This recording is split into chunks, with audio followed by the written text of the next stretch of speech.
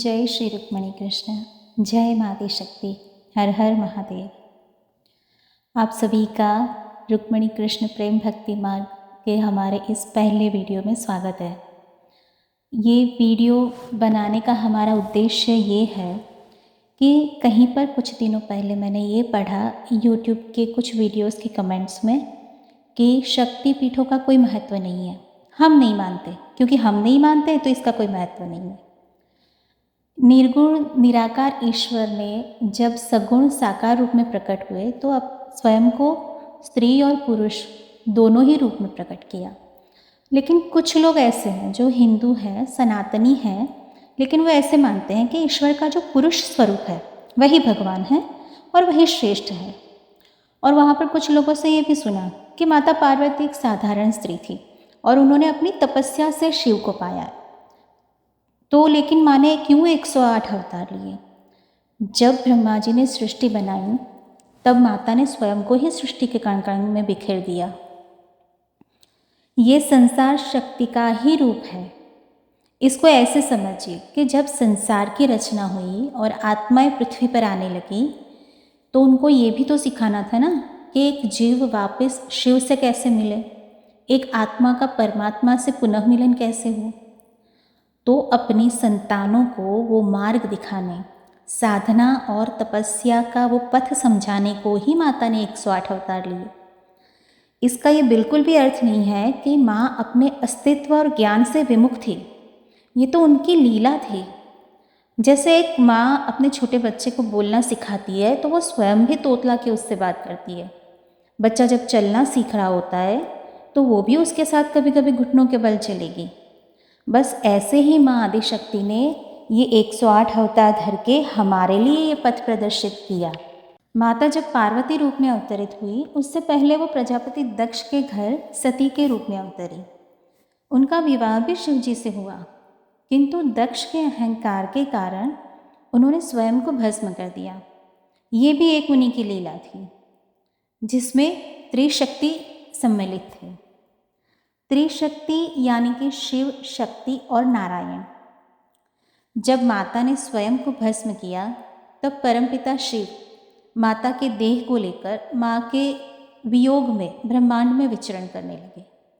अब शक्ति के अभाव में और शिव के बैराग से सृष्टि में जो असंतुलन हुआ उसको संतुलित करने के लिए श्री हरि नारायण ने अपने सुदर्शन चक्र से माता के देह के टुकड़े कर दिए और वो अंश जहाँ जहाँ गिरे वहाँ वहाँ शक्तिपीठ बने और जहाँ जहाँ शक्तिपीठ की स्थापना हुई वहाँ स्वयं शिवजी भैरव रूप में स्थापित हुए और इस तरह से सृष्टि में संतुलन बना। इस लीला से त्रिशक्ति यानी कि शिव, शक्ति और नारायण हमें ये भी समझाते हैं, ये मेरी समझ है जो मैं आपके साथ शेयर करना चाहती हूँ। तो शिव, शक्ति और नारायण इस लीला से हमें ये समझाते हैं कि स्त्री के शरीर के हर अंग में शक्ति होती है और वो पूजनीय होती है, ना कि भोग विलास का कोई साधन मात्र। लेकिन अब इस कलयुग में तो स्त्री ही स्वयं को भोग विलास का साधन है ऐसे प्रस्तुत कर रही है, अंग प्रदर्शन करके ही पैसे कमाने में व्यस्त है। तो ऐसे में पुरुषों से क्या ही कहे। बस इतना ही कि ऐसी लड़कियों से, ऐसी महिलाओं से दूर रहे, उनको सोशल मीडिया पर फॉलो ना करें और अपनी ऊर्जा को बचाएं। नवरात्रि में माँ दुर्गा के जो 9 स्वरूपों की आराधना होती है उन 9 रूपों को संक्षिप्त में जो शास्त्रों में वर्णन है उसके हिसाब से समझने का प्रयत्न करते हैं। माँ नवदुर्गा का पहला रूप है माँ शैलपुत्री। माता पर्वतराज की पुत्री थी इसलिए वो शैलपुत्री कहलाई। माता का ये स्वरूप चंद्र का आधिपत्य करता है, मून को रूल करती है माता। माता का ये रूप हमें आध्यात्मिक यात्रा में बहुत मदद करता है। जो लोग भावनात्मक समस्याओं से जूझ रहे होते हैं ना, वो अगर माँ के इस रूप के साथ स्वयं को कनेक्ट करें तो माता आपको अवश्य ही राह दिखाएगी। माँ का दूसरा रूप है ब्रह्मचारिणी। माँ का ये रूप उच्चतम साधिका का रूप है। जब माता पार्वती को ये एहसास हुआ कि उन्हें शिव जी को पाना है, उनको शिव जी से ही विवाह करना है, तब उन्होंने शिव जी को पाने के लिए साधना की माँ का यही रूप ब्रह्मचारिणी कहलाया। तो अगर हमें साधना के पथ में आगे बढ़ना है तो माता का ये रूप हमें शक्ति और आशीर्वाद देता है, और माँ का ये रूप मंगल ग्रह को रूल करता है। माँ का तीसरा स्वरूप माँ चंद्रघंटा। चंद्रघंटा यानी कि घंट के आकार में माता के मस्तक पर चंद्र होता है। जब साधना के बाद माता ने शिव जी को पाया और विवाह हुआ, तब माता का रूप खिल उठा था। जो भी माता का प्रेम और भावनाएं थी परमपिता शिव के लिए, वो सब माँ के स्वरूप में प्रकट हो चुकी थी, और माँ शिव की शक्ति बनने को पूर्ण तैयार थी। इस रूप में माता का सौंदर्य करोड़ों सूर्य और करोड़ों चंद्र को निस्तेज कर दे ऐसा था। विवाह के दरमियान शिव पार्वती का जब विवाह हुआ, तब शिव जी का बैरागी रूप देखकर माता मैनावती बेहोश हो गई थी। फिर शिव जी ने बैरागी रूप का त्याग करके अपना एक रूप सजा था, जो नारायण ने स्वयं उनको सजाया था, और वो अति सुंदर स्वरूप था। उनको चंद्रशेखर कहते हैं। वो शिव जी का वो स्वरूप चंद्रशेखर कहलाता है। तो विवाह के समय माँ का जो रूप खिल उठा था, उसी को माँ चंद्रघंटा कहते हैं। और इस रूप में माँ शस्त्र और अस्त्र के साथ युद्ध के लिए भी तैयार दिखती है। ये विश्वास किया जाता है कि माता के माथे पे जो चंद्रघंट है, उसकी ध्वनि माता के भक्तों की हर बुरी शक्ति से रक्षा करती है और असुरी शक्तियों का संहार करती है। माँ का ये रूप जीवन के हर क्षेत्र में हमें शांति और सुंदरता प्रदान करने वाला होता है। माँ का चौथा स्वरूप माँ कुष्मांडा। माँ का ये रूप कॉस्मिक वुम कहा गया है। समस्त ब्रह्मांड को जो अपने गर्भ में धारण करे, वो रूप है माँ का। माँ का ये रूप शून्यता को दर्शाता है। शून्यता जहाँ से क्रिएशन का जन्म होता है। तो अगर आप किसी नए काम की शुरुआत करते हो, कोई क्रिएटिव काम करने वाले हो, किसी नए काम की शुरुआत में माता के इस रूप से आशीर्वाद ले, ये रूप माता का काफ़ी फलदायी और आशीर्वाद प्रदान करता है। माँ का पांचवा स्वरूप माँ स्कंद माता। माँ का ये रूप सबसे सौम्य है। स्कंद भगवान कार्तिकेय को कहा गया है। स्कंद की माता का ये रूप स्कंद माता कहा गया है।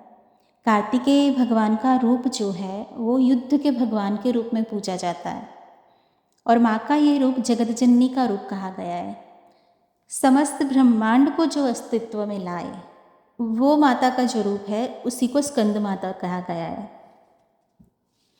माँ का छठा रूप माँ कात्यायनी। माँ का ये रूप एक योद्धा का रूप है। इस रूप में ही माँ ने महिषासुर का वध किया था, और इसी रूप को महिषासुर मर्दिनी कहा जाता है।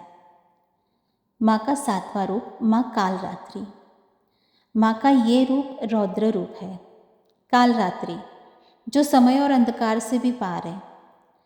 जब हम जीवन में सारे भ्रम से मुक्त होकर जीवन को देखना चाहते हैं, तब माँ का ये रूप हमारे जीवन में आता है। माँ का ये रूप सबसे रौद्र भी है और सबसे करुणामयी भी है। अपने संतानों की रक्षा के लिए माँ ने ये रूप धरा था, जो ममता से परिपूर्ण है। और माँ का ये रूप, माँ कालरात्रि का रूप, हमारे सारे भ्रम को दूर करता है। और जब ये हमारे साथ होता है ना, तब हमें बड़ी तकलीफ होती है, क्योंकि जब भ्रम दूर होता है तो अहंकार टूटता है, और उस वक्त हमें ऐसा लगता है कि जैसे किसी ने हमसे कुछ छीन लिया है, पर वो हमारा ही ईगो होता है जो हमसे दूर होता है, वो टूटता है। और ये जो अहंकार होता है ना, वो आत्मकल्याण के मार्ग में बाधा रूप होता है, और इसी अहंकार को माता दूर करती है। अगर माँ कालरात्रि का आशीर्वाद आपको प्राप्त हो जाता है, तो आप आत्मकल्याण के मार्ग पर बहुत आगे जाते हैं। माँ का आठवां रूप माँ महागौरी। माता ने जब कालरात्रि रूप में प्रकट हुए थे, तब उनके सामने खड़ा रहना भी किसी के लिए संभव नहीं था। माता के क्रोध का सामना कोई नहीं कर सकता था। माँ पार्वती अपने एकदम शांत, सौम्य और ममतामयी रूप से कालरात्रि बन गई थी, और इस रूप का क्रोध शांत करने के लिए स्वयं शिवजी माता के सामने लेट गए थे, और तब जाकर माँ का क्रोध शांत हुआ था। ऐसी कथा है कि इन सब के बाद माता ने मानसरोवर में स्नान किया, और उसके बाद माता पूर्ण महागौरी के रूप में प्रकट हुई थी। एकदम अंधकार से पूर्ण प्रकाश के रूप में प्रकट हुई थी। शुद्ध से अति शुद्ध तेज पुंज के रूप में प्रकट हुई थी। और ये जो अति शुद्ध तेज पुंज का माँ का स्वरूप है वही माँ महागौरी है। अब माँ का 9वां रूप, माँ सिद्धिदात्री। माँ का ये रूप सबसे दिव्य है और माँ के इस रूप के दर्शन मात्र से ही हमें आशीर्वाद प्राप्त होते हैं। माँ का ये रूप हमें सिद्धि प्रदान करने वाला होता है, इसीलिए इस रूप को सिद्धिदात्री कहा गया है। माँ का ये रूप सौम्य, शांत और स्थिर होता है। माँ अपने 8 रूपों में हर रूप में कुछ न कुछ करती है, पर इस रूप में माँ स्थिर रहती है और भक्तों को उनकी साधना और उनकी भक्ति का और अपनी साधना का फल देती है। नवदुर्गा माँ पार्वती के ही 9 स्वरूप है और माँ पार्वती के जो रूप है, भिन्न भिन्न विविध रूप है, वो हम अपने घरों में माता कुलदेवी के रूप में पूजते हैं। कुछ वंशों में, जैसे कि कौशल वंश में एक राजा हुए थे, राजा मलनहंस। तो उनकी प्रार्थना और तपस्या से प्रसन्न होकर माता पार्वती ने उनको वरदान दिया था कि वो उनकी कुलदेवी कहलाई जाएगी। तो तब से कौशल वंश में माँ पार्वती को कुलदेवी माना जाता है। वहाँ उनको शिवाय माता के रूप में पूजा जाता है। इसके अलावा अवध में भी छोटी देवकाली मंदिर में माता पार्वती की पूजा होती है। जो माता सीता मिथिला से लाई थी, वो छोटी सी मूर्ति जो मिथिला में उनकी कुलदेवी थी, ऐसा कहा जाता है। और तब से माँ पार्वती की छोटी देवकाली मंदिर में अयोध्या में पूजा होती है। जैसे माँ पार्वती के 9 रूप को नवदुर्गा कहा जाता है, वैसे माता महालक्ष्मी के 8 रूप है जिनको अष्टलक्ष्मी कहा जाता है। माँ आदिलक्ष्मी, माँ धनलक्ष्मी, माँ धान्यलक्ष्मी, माँ गजलक्ष्मी, माँ संतानलक्ष्मी, माँ धैर्यलक्ष्मी, माँ विजयलक्ष्मी और माँ विद्यालक्ष्मी। माता महालक्ष्मी श्रीमाली ब्राह्मण, कुछ आदिवासी कुल, पाराशर गोत्र के ब्राह्मणों की कुलदेवी कही जाती है। और इसके अलावा माता महालक्ष्मी द्वापर में जब माता रुक्मणी के रूप में प्रकट हुई थी, तब माँ रुक्मणी के जो पिता थे भीष्मक राजा, उनकी राजधानी विदर्भ में पालीवाल ब्राह्मण राजपुरोहित हुआ करते थे और वो माता रुक्मणी को कुलदेवी के रूप में पूजते हैं। इसके अलावा द्वारिका में भी माता रुक्मणी को इष्ट देवी के रूप में पूजा जाता है।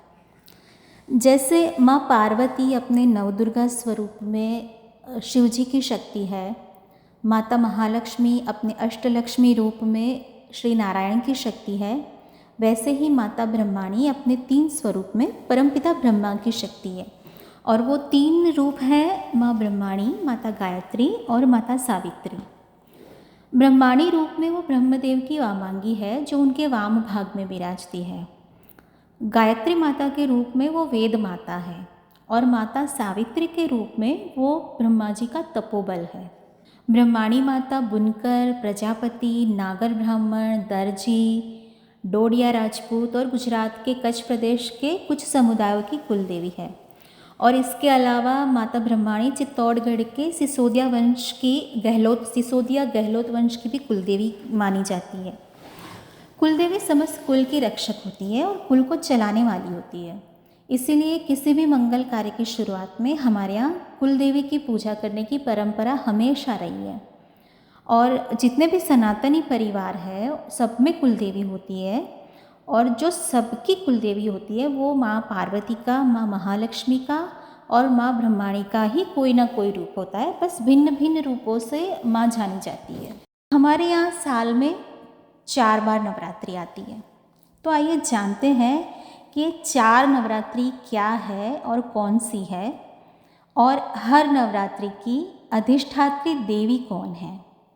वैसे तो हर नवरात्रि के 9 दिनों में हम माता पार्वती के नवदुर्गा स्वरूप की ही पूजा करते हैं, लेकिन हर नवरात्रि की एक अधिष्ठात्री देवी भी होती है। तो आइए जानते हैं। शुरुआत करते हैं माघ नवरात्रि से। तो माघ नवरात्रि की अधिष्ठात्री देवी है माता मातंगी। माता मातंगी 10 महाविद्याओं में से एक है, जो माता सरस्वती का तांत्रिक स्वरूप है और उनको नील सरस्वती भी कहा जाता है। माघ नवरात्रि के पंचम तिथि को वसंत पंचमी के रूप में हम मनाते हैं और इस दिन यज्ञोपवीत संस्कार का बहुत महत्व होता है। ये तिथि माता सरस्वती के प्राकट्य रूप में मनाई जाती है, इसीलिए इस दिन को उपनयन संस्कार का विशेष महत्व होता है, जिसका उद्देश्य यह है कि बालकों में आध्यात्मिक भाव मजबूत होता है। माँ मातंगी ही इस माघ नवरात्रि की अधिष्ठात्री देवी है और माँ विद्या, कला, संगीत सब में अपना आशीर्वाद देती है। तो अगर आप कला क्षेत्र में कहीं आगे बढ़ना चाहते हैं तो माँ सरस्वती की आराधना करें। इस नवरात्रि में माँ मातंगी की आराधना करें। अब आते हैं चैत्र नवरात्रि पर। चैत्र नवरात्रि हिंदू नववर्ष की शुरुआत है और इसी नवरात्र के नौम की तिथि पर श्री हरि श्री राम का प्राकट्य हुआ था। और हम सब जानते हैं कि श्री राम का अवतरण धर्म की स्थापना और असुरों के संहार के लिए हुआ था। और प्रभु श्री राम की शक्ति है माता सीता, और इसीलिए माता सीता चैत्र नवरात्रि की अधिष्ठात्री देवी कही जाती है। अब आते हैं आषाढ़ नवरात्रि पर। आषाढ़ नवरात्रि को वाराही नवरात्रि भी कहा जाता है। ये नवरात्रि माता वाराही को समर्पित है और माता वाराही ही आषाढ़ नवरात्रि की अधिष्ठात्री देवी कही जाती है। माँ का ये जो रूप है वो स्त्री का शरीर और वराह का मस्तक है, जो श्री हरि के वराह अवतार की शक्ति भी माना जाता है। माता के इस रूप को दुर्गा मैया का भी एक रूप माना जाता है। श्री विद्या परंपरा में माता वाराही को पराविद्या भी कहा जाता है। अब आते हैं शारदीय नवरात्रि पर। चारों नवरात्रि में से इस नवरात्रि का महत्व अधिक होता है और पूरे भारतवर्ष में धूमधाम से ये नवरात्रि को मनाया जाता है। सतयुग में इसी नवरात्रि के षष्ठी के दिन माँ दुर्गा ने महिषासुर का वध किया था और त्रेता युग में भगवान श्री राम ने 10वें दिन रावण का संहार किया था, क्षमा कीजिएगा। द्वापर युग में भी महर्षि वेद व्यास ने इसी नवरात्रि में माता रुक्मणी का सहस्त्र नाम गाया था। और माता रुक्मणी ही शारदीय नवरात्रि की अधिष्ठात्री देवी है, जो श्री कृष्ण की शक्ति है और वही श्री है। अब आप बताइए, आप में से कितने लोग, हम कितने लोग इस नवरात्रि में माता रुक्मणी की पूजा करते हैं? कई लोगों को ये पता भी नहीं होगा कि हर नवरात्रि की कोई अधिष्ठात्री देवी भी होती है और नव दुर्गा के स्वरूपों के साथ साथ माँ के इस रूप के, आदि शक्ति के इस रूप की भी पूजा ज़रूरी होती है। अब हम इस नवरात्रि में माता रुक्मणी की पूजा तो नहीं करते, लेकिन क्या करते हैं, माँ के इस रूप को जिस शक्तिमान ने धारण किया है, स्वयं श्री कृष्ण ने, उनके अश्लील गीतों पर हम अपमान ज़रूर करते हैं। क्या करते हैं हम नवरात्रि में? मोहे पनघट पे नंदलाल छेड़ गयो, पनघट पे मेरी बैया मरोड़ी, ने होली में मेरी भिगोए चोली। ऐसे ऐसे गानों पर हम डांस करते हैं। ऐसे ऐसे गानों पर जो डांस करते हैं उसको हम गरबा कहते हैं। ये गरबा नहीं होता है। और ये करके हम माता रुक्मणी और भगवान श्री कृष्ण दोनों का ही अपमान करते हैं। और ये शक्ति का अपमान हम आजकल इस रूप में भुगत रहे हैं कि प्रकृति हर जगह विकराल स्वरूप धारण कर रही है। कहीं बाढ़, कहीं भूकंप, कहीं कुछ ना कुछ प्राकृतिक आपदा से सारा संसार घिरा हुआ है, सारा संसार घिरा हुआ है। तो आइए आप और हम मिलकर इस नवरात्रि में माँ दुर्गा के, नौ दुर्गा स्वरूप के साथ साथ इस नवरात्रि की, शारदीय नवरात्रि की अधिष्ठात्री देवी माँ रुक्मणी की भी पूजा करें। श्री कृष्ण के साथ माँ रुक्मणी की पूजा करें और उनके आशीर्वाद पाएं और आत्मकल्याण के मार्ग पर हम आगे बढ़ें। भगवान श्री कृष्ण जिन्होंने हमें गीता का ज्ञान दिया, कर्म योग, भक्ति योग और ज्ञान योग हमें समझाया, तो आइए हम सब साथ मिलकर माँ नवदुर्गा की आराधना करते हैं, श्री रुक्मिणी कृष्ण की पूजा करते हैं और उनसे प्रार्थना करते हैं कि इस कलयुग में हमारी रक्षा करें और आत्म कल्याण के मार्ग पर हमारा पथ प्रदर्शित करते रहें भगवान और माता रानी। और इसी के साथ हम अपना ये वीडियो यहाँ पर समाप्त करते हैं और आप सबको आने वाली इस शारदीय नवरात्रि के इस शक्ति पर्व की बहुत बहुत बहुत शुभकामनाएं। माँ नवदुर्गा आपकी रक्षा करे, श्री रुक्मिणी कृष्ण आपकी सारी इच्छाएं पूरी करे बहुत बहुत शुभकामनाओं के साथ जय श्री रुक्मिणी कृष्ण, जय महाआदि शक्ति, हर हर महादेव।